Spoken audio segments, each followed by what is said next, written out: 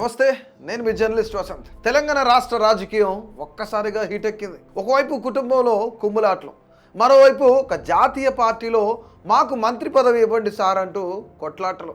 మాకంటే మాకు, మేము సీనియర్ అంటూ కాంగ్రెస్ పార్టీలో కొట్లాటలు జరుగుతున్నాయి. మరోవైపు బీజేపీ చాప కింద నీరులా ప్రవహిస్తుందా అంటే నిజమే అంటున్నాయి రాజకీయ వర్గాల. ముఖ్యంగా మనం చూసినట్లయితే కల్వకుంట్ల కుటుంబంలో కుమ్ములాటలు జరుగుతున్నాయి. కేసీఆర్ చుట్టూ దెయ్యాలు ఉన్నాయంటూ కవిత మాట్లాడుతున్నారు. మరోపక్క కేసీఆర్ కుమారుడు party working president KTR ACB ఆఫీసులు, ఈడీ కేసులకు సంబంధించి వీటి చుట్టూ ప్రదక్షిణలు చేస్తున్నారు. మరోవైపు అల్లుడు హరీష్ రావు అయితే ఆయన అలకబూనారు. ముఖ్యంగా బీఆర్ఎస్ పార్టీ పరిస్థితి ఈ విధంగా ఉంది. మరోవైపు అధికారంలో ఉన్న కాంగ్రెస్ పార్టీ పరిపాలన సరిగ్గా చేయట్లేదు, కాంగ్రెస్ పార్టీ పరిపాలనలో ఫెయిల్ అయింది, ఇచ్చిన హామీలు ఇవ్వడంలో ఫెయిల్ అయ్యారు అని చెప్పేసి ముఖ్యంగా ప్రజలు మాట్లాడుకుంటున్నారు. తెలంగాణ రాష్ట్ర వ్యాప్తంగా కూడాను ఇచ్చిన 6 గ్యారెంటీలను అమలుపరచడంలో కాంగ్రెస్ పార్టీ విఫలమైంది, రేవంత్ రెడ్డి పని చేయలేకపోతున్నారు అంటూ కూడాను ఇటుపక్క బీజేపీ, మరోపక్క బీఆర్ఎస్ కూడా దుమ్మెత్తిపోస్తున్న పరిస్థితి. ఇదే తరుణంలో మల్లికార్జున ఖర్గేకి పోటాపోటీగా నివేదికలు కూడా అందించారు కాంగ్రెస్ పార్టీ ఎమ్మెల్యేలు. మాకు మంత్రి పదవి ఇవ్వండి సార్ అంటూ. ఇక ఖర్గేని కలిసి తమ అభ్యర్థులను కూడా విన్నవించుకుని ఎమ్మెల్యేలు మల్రెడ్డి రంగారెడ్డి, ప్రేమ్ సాగర్ రావు, ఇక బాలు నాయక్, రామ్మోహన్ రెడ్డి, అలాగే సుదర్శన్ రెడ్డి, వీళ్ళంతా కూడా మాకు మంత్రి పదవులు ఇవ్వండి అని చెప్పేసి అభ్యర్థులు ఇచ్చారనమాట. అత్యధిక జనాభా ఉన్న హైదరాబాద్, రంగారెడ్డి జిల్లాల్లో మంత్రి లేకపోవడం ఇదే మొదటిసారని తెలిపారు మల్రెడ్డి రంగారెడ్డి. ఇక బంజారా హిల్స్కి సంబంధించి, బంజారాకు సంబంధించి 80% మంది బంజారాలు అందరూ కూడాను కాంగ్రెస్కి మద్దతుగా నిలిచారు. అయినా సరే తనకు మంత్రి పదవి ఇవ్వలేదని చెప్పేసి బాలు నాయక్ వాపోతున్నారు. 2 సార్లు ఎమ్మెల్యేగా గెలిచినా వారిలో నేను ముఖ్యంగా ఉన్నాను, వాళ్ళందరికీ మంత్రి పదవులు ఇచ్చారు, నాకు మాత్రం మంత్రి పదవి లేదని తానొక్కడనే అని చెప్పేసి, నేను ఒక్కడనే ఒంటరిగా ఉన్నాను అని చెప్పేసి పరిగి ఎమ్మెల్యే కూడా రామ్మోహన్ రెడ్డి చెప్తున్న పరిస్థితి. ఇక పార్టీ సీనియర్గా తనకు అవకాశం ఇవ్వాలని సుదర్శన్ రెడ్డి నివేదికలు అందజేయగా ఎవరికి ఎలాంటి హామీ ఇవ్వకుండా అందరి అభ్యర్థులను కూడా మల్లికార్జున ఖర్గే విన్నారు. వీళ్ళతో పాటు మంచిర్యాల ఎమ్మెల్యే ప్రేమ్ సాగర్ రావు కూడాను నేను సీనియర్ కాంగ్రెస్, నేను ఒరిజినల్ కాంగ్రెస్, నాకెందుకు మంత్రి పదవి ఇవ్వరంటూ కూడాను అధిష్టానంపై అలిగారు ఆయన. ఇక మరోపక్క ఈవెన్ గాంధీ భవన్లోకే రానివ్వలేదు అంటూ ఒక సీనియర్ నేత, రాజ్యసభ ఎంపీ, కేంద్ర మంత్రిగా చేసిన వ్యక్తి రేణుకా చౌదరి, ఆమెను గాంధీ భవన్లో కూడా రానివ్వలేదంటూ కూడాను ఇక సోషల్ మీడియాలో ఒక పెద్ద రచ్చ అయితే జరుగుతూ ఉంది. ముఖ్యంగా కాంగ్రెస్ పార్టీలో ఇన్ని కుమ్ములాటలు జరుగుతున్నాయి. 10 ఏళ్ల తర్వాత అధికారంలోకి వచ్చిన కాంగ్రెస్, 10 ఏళ్ల తర్వాత అందలం ఎక్కిన కాంగ్రెస్ ప్రజలను మంచిగా చేసుకోవాలి, ప్రజలకు సేవ చేయాలి, ప్రజలకు దగ్గర అవ్వాల్సిన కాంగ్రెస్ పార్టీ అంతర్గత కొట్లాటలతో, అంతర్గత కలహాలతో, కుమ్ములాటలతో ఇక ఆ విధంగా పార్టీని నెట్టుకొస్తున్న పరిస్థితి. గతంలో రేవంత్ రెడ్డి క్షేత్రస్థాయి కార్యకర్తల నుంచి, గ్రామస్థాయి కార్యకర్తల నుండి సెకండ్ గ్రేడ్ లీడర్స్ వరకు కూడాను ఒక మీటింగ్ పెట్టి ఉన్న 33 జిల్లాల్లో 33 జిల్లా పరిషత్తులు మనమే కొట్టాలి, జిహెచ్ఎంసీని మనమే కైవసం చేసుకోవాలి, వీటితో పాటుగా జూబ్లీ హిల్స్ బైపోల్ ఎన్నికల్లో కాంగ్రెస్ పార్టీ విజయకేతనం ఎగరవేయాలని చెప్పేసి దిశానిర్దేశం చేశారు.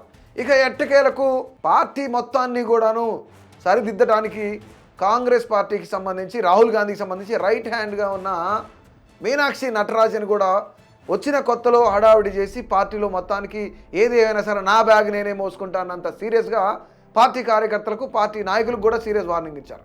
కానీ ఎట్టుకెలకు ఆమె ఎప్పుడైతే రాష్ట్రంలోకి వచ్చి ఒక 4 రోజులు 2 నెలల పాటు గడిచిందో ఆమె కూడా సైలెంట్ అయిన తరుణంలోనే ఒక్కసారిగా కేసీ వేణుగోపాల్, అలాగే మల్లికార్జున ఖర్గే 15,000 మంది గ్రామ స్థాయి కార్యకర్తలతో ఒక బహిరంగ సభ ఏర్పాటు చేయడానికి వచ్చిన వ్యక్తులు ఈరోజు ఇమీడియట్గా పిఏసీ కమిటీని కూడా పిఏటీ మీటింగ్ కూడా ఏర్పాటు చేశారు.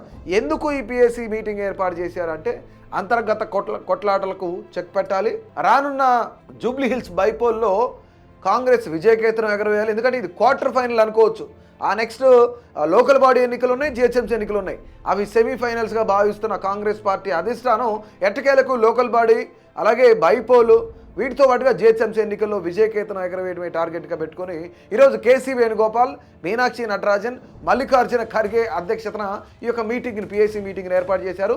ఈ మీటింగ్కి సీఎం రేవంత్ రెడ్డితో పాటు ఉత్తమ్ కుమార్ రెడ్డి, కోమటిరెడ్డి వెంకటరెడ్డి, బట్టి విక్రమార్క, వీళ్లతో పాటుగా అనేక మంది కాంగ్రెస్ పార్టీ మినిస్టర్లు అందరూ కూడాను ఈ పార్టీకి అటెండ్ అయ్యారు. కానీ ఇక్కడ మంత్రి పదవుల కోసం వినతులు సమర్పించుకున్న వారెవ్వరూ కూడా ఈ పిఏసీ మీటింగ్లో పాల్గొనలేదు. ఇది ఆశ్చర్యకరం. ముఖ్యంగా అసలు ఈ 2 పార్టీలు కుమ్ములాటలతో, కొట్లాటలతో కొనసాగుతుంటే బీజేపీ అసలు లైమ్ లైట్లో లేని వ్యక్తులు ఇద్దరిని అంటే అటు ఆంధ్రప్రదేశ్లో ఇటు తెలంగాణలో ఇద్దరిని కూడాను లైమ్ లైట్లో లేని వ్యక్తుల్ని బీజేపీ రాష్ట్ర అధ్యక్షులు చేసింది. అంటే బీజేపీ నయా స్కెచ్ ఏంటి ఇక్కడ?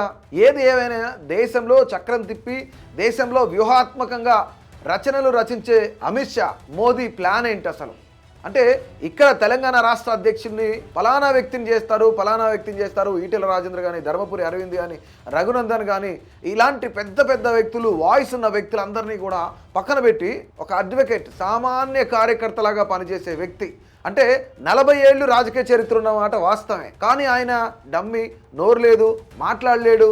తెలంగాణలో బీజేపీ పని అయిపోయింది, మాట్లాడినప్పుడు బీజేపీకి వాయిస్ ఎట్లా వస్తుంది, 2028 ఎన్నికల్లో బీజేపీ ఏ విధంగా వ్యూహాలు రచిస్తుంది, ఏ విధంగా అధికారంలోకి వస్తుంది అనుకున్న వాళ్ళందరికీ కూడాను ఒక్కసారిగా ఆయన మొదటి స్పీచ్లోనే ఒక మాట అన్నారు.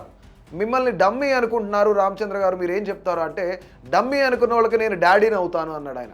అంటే ఎంత పెద్ద కౌంటర్, ఆయన వ్యూ ఏ విధంగా ఉంది, ఆయన ఏ విధంగా ముందుకెళ్తున్నాడు అనేది కూడా మనకు అర్థమవుతుంది, ఈ ఒక్క మాటతో అర్థమవుతుంది. సో మొత్తానికి కూడాను ఇన్ని స్కెచ్లు వెనుక, అంటే ఇటు పక్కేమో కుటుంబం, కల్వకుంట్ల కుటుంబం కొట్లాటల్లో ఉంది, ఉమ్ములాటల్లో ఉంది, మరోపక్క మంత్రి పదవి కోసం, మరోపక్క నామినేటెడ్ పోస్టుల కోసం కాంగ్రెస్లో అంతర్గత కొట్లాటలు జరుగుతున్నాయి, మరోపక్క బీజేపీ మాత్రం నయా స్కెచ్ వేసింది అనుకోవచ్చు. తెలంగాణ రాజకీయం హీట్ ఎక్కింది అనుకోవడానికి ఈ మూడు ఇప్పుడు చర్చించుకున్న పరిణామాలు ఇవే సూత్రధారులుగా ఉన్నాయి. ముఖ్యంగా అసలు నిజంగానే బీఆర్ఎస్ అవకాశం వచ్చిన దాన్ని అందిపుచ్చుకునే అవకాశం ఉందా?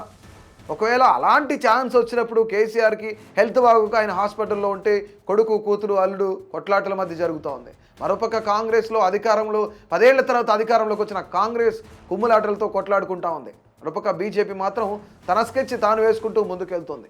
సో రానున్న 2028 ఎన్నికలు ఏ విధంగా ఉండబోతున్నాయి, ప్రస్తుత రాష్ట్ర రాజకీయాల్లో ఉన్న హీట్ ఏ విధంగా సద్దుమణుగుతుంది, ఏ విధంగా ఏ పార్టీ ముందుకెళ్తుంది అనేది కూడా మీ యొక్క అభిప్రాయాన్ని తప్పకుండా తెలియజేయండి.